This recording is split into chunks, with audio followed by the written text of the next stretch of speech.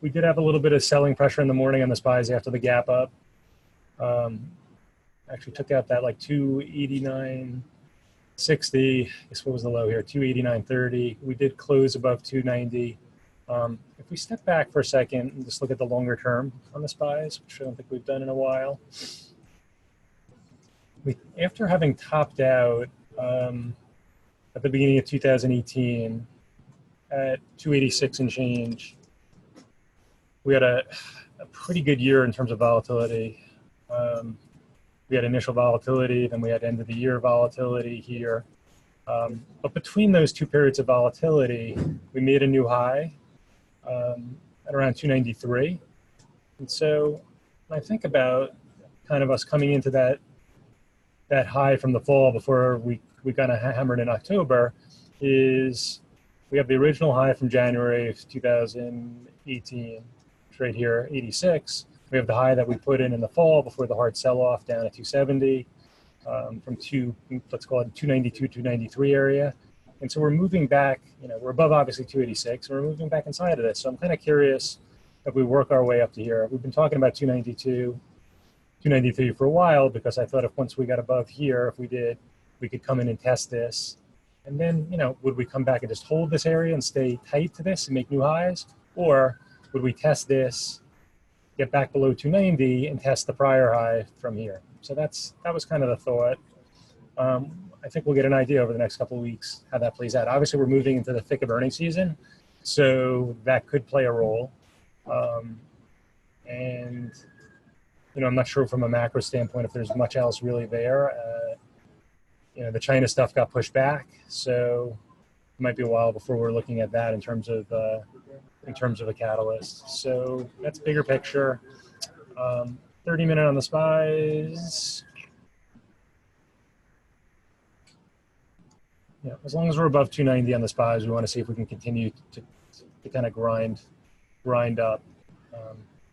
We grinded up from on the gap up above 284 to 287. It's a few dollars. It does 292, 293 works perfectly actually with kind of this size move to then this movement out of this consolidation is another higher range. Let's check back in with IWM, which we're still looking at catch up here, playing catch up to the SPYs.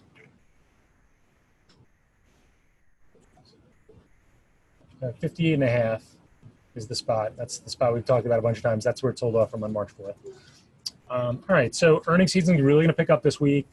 Main thing that I always like to say, there's a bunch of things we can talk about during earnings season, but as news flow really starts to pick up the next couple of days, you need to hone in on what your top 2 or 3 names are, come up with your trading plans, make sure you stick with them, and you don't, just because something goes crazy in the first half hour or hour, immediately start jumping over to this thing, jumping over to the next thing. You've spent time preparing for a few names, and you've honed in on what's best for you. Stick with those things, give them a chance for a couple hours, and see how it goes. I think that's the biggest handicap for people during earnings season is they see other people and other things, and they just jump into them without much thought or prep, and it ends up, there's opportunity costs. They end up not making money in opportunities they already prepared for, and they end up not trading particularly well in the things they're jumping in. Especially for people with, I would say, less than 5 years experience, it's a huge problem. And even with more experienced traders can be an issue as well. So be aware of that. There's some in-play stuff today. I don't think anything is particularly great. Let's start with Goldman, which normally, I would say I only talk about it every other quarter on earnings because it's not a great intraday trading stock. It's a better swing trading stock.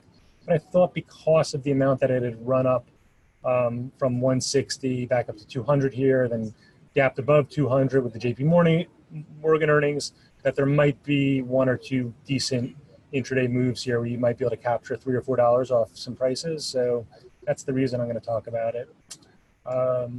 So it's already come off. It was up at 210, and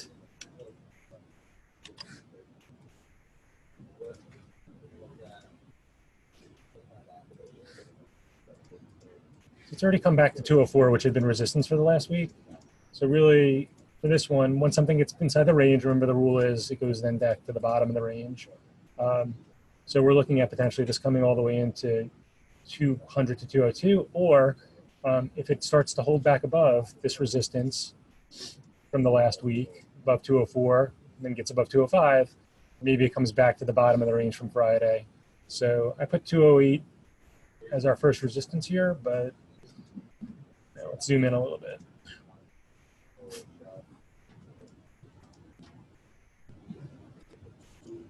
So the pullback low midday in Goldman on Friday was 206.50. So for example, you can see it actually broke, it touched that, held it in pre-market, then when it broke through, it's had this move down to 204. If it catches a bid right on the open, maybe it pops back up into this 206, 206.50. We kind of see what it does from there. Could just roll over, test the pre-market lows, go through to 202. If it actually first move is up to 206 and it doesn't have that much of a pullback, starts consolidating and then takes out this area here, then 208 would be the natural price from there. The numbers were fine. It's just when you're looking at all these other financials now, it's what have they done in relation, JP Morgan had that positive reaction on earnings. Other things already got gapped up and dragged up on it. So that stuff is priced in to a certain extent. So even though Goldman beat on EPS, well, first of all, they were light on revenue. So it was great that they had earnings power and they crushed the EPS number, but light on revenue on a stock that's just run up 30%, even with a good EPS, could be enough for people to do some selling. And the flip side is Goldman and Morgan are going to be benefiting this year big time. They're big. They make a lot of money on underwriting. Underwriting has sucked the last few years. And now we have Uber coming up, which is going to be a huge, probably biggest deal since Baba, and some other multi-billion-dollar IPOs.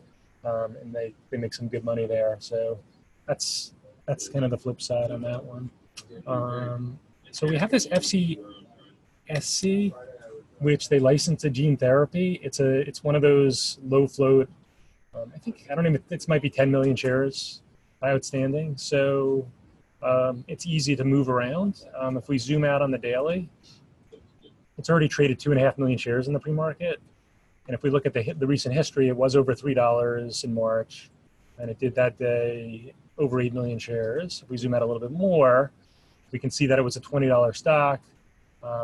Obviously got crushed, came down to $3.50.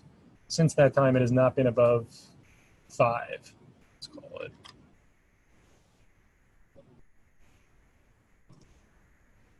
I don't have a strong view on whether or not this thing is going to end up getting to $5 or it's just going to fail here in the pre-market and roll over, but the liquidity is so good in the pre-market that it's worth looking at.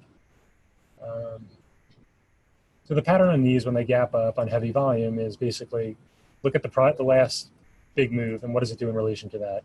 Even if it flashes down on the open into this area here, if it holds and then we see it above pre-market high, we have $3.40 and $4. So those are pretty long distance, on a stock where you don't have to risk more than 10 cents.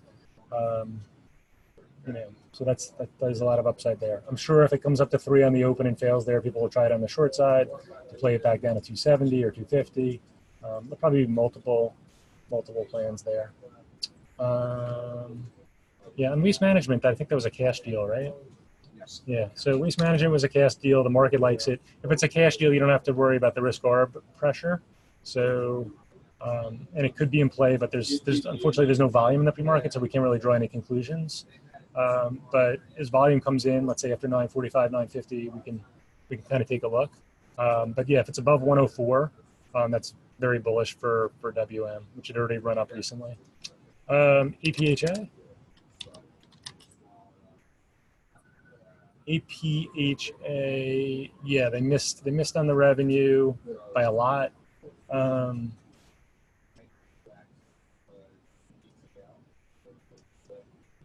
It's been consolidating for a while, so it got back up to 12.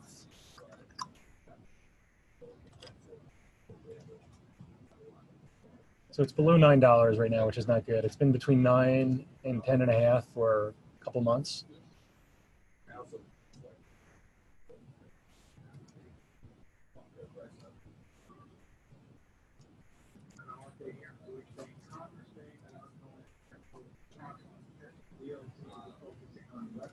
Just looking at the volume. So it's done about 600K in the pre-market. Normally does 4 million.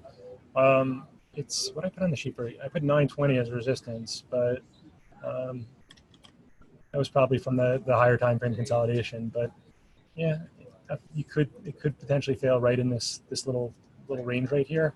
But if it comes up in here on the open and then it's back down below $9, that's kind of the confirmation that it could test $8 today.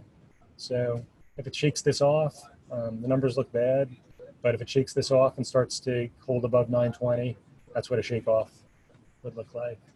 Citibank. So Citi, when the numbers released, there was actually some selling pressure into 67. I put in a script to buy it if it flushed into 66 on the open. Not sure if that's going to happen. It already bounced to 68.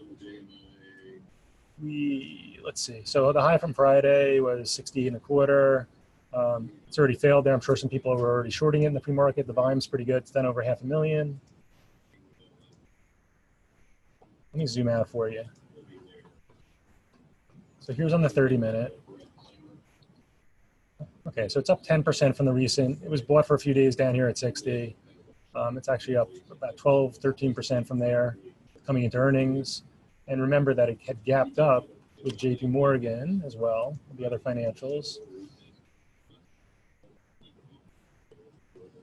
And so we want to see, is it going to hold basically above this range here, this beginning? I'll even go to the daily to show you what it looks like. I mean, this is big. Like, I think if the financials can continue to catch some strength, I mean, a big part of the bounce in the market the last couple of weeks and getting above 290 was the financials were really weak, and they caught a bid here a couple of weeks ago and popped back up to their recent highs. So if financials can actually figure out a way, not get back up to their highs, but if they can continue to get people to buy them so they think they're a decent risk reward, that could get the SPYs up to those levels I was talking about. So, yeah, I mean, I really like the 66 level. That acted as support back here last year. And then when it broke through, it kind of failed there. And that was part of the hard down move in Q4. So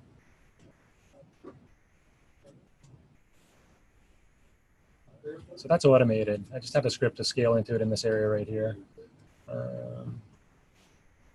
And then there's a failure at 68 is also a trade. It might end up just being shifted. They might just not move today, kind of like on Friday where it spiked above 68 and then spiked below 67 and just spend most of the day around 67 and a half. So second day's technicals, obviously Disney was the big one on Friday. In terms of all the different patterns Disney could have had on such a large gap up, this was the closest to what a momentum stock would do. Disney is not normally a momentum stock. Obviously, it's spent a ton of time consolidating. We talked about it in the meeting on Friday. But what momentum stocks do when people want to buy them, they go crazy in the pre-market. They go up on the open, or they have some profit taking on the open, whether they put in the high in the pre-market or right on the open. And then after that profit taking, they'll find a way to grind high and then close near the highs and usually gap up the next day. The difference here is it is going to gap up potentially. It was down like a half hour ago. Oh, okay. So in this situation where you have the grind up, see this grind for hours and it closes above 130, people will normally, experienced traders will take this out overnight. It'll gap up above the high from Friday, and then people will see how much, if they can capture a little bit more upside. It was down at 129 here in the pre-market, so I thought maybe they might flush it some more. We'll see. It's right up at the high from Friday. I mean, basically, you want to be careful up here in the 131 area. Because it did pull back, $4. And I'm not saying it's going to pull back $4 again today, but you could have a pull, it could split the difference or something like that and have a range and digest this large move before moving higher. So we'll go from there. I was kind of hoping that it would actually flush below 129 on the open and I could pick it up at cheaper prices and play it for a move back to like 130, 130.50. So it's already at 130.60 in the pre-market. So will people chase it the way they did? Pre-market yesterday it was 127 and they chased it up $3 right on the open before the nice pullback. So we'll go from there. Wells Fargo was kind of shitty. I mean, it was weak.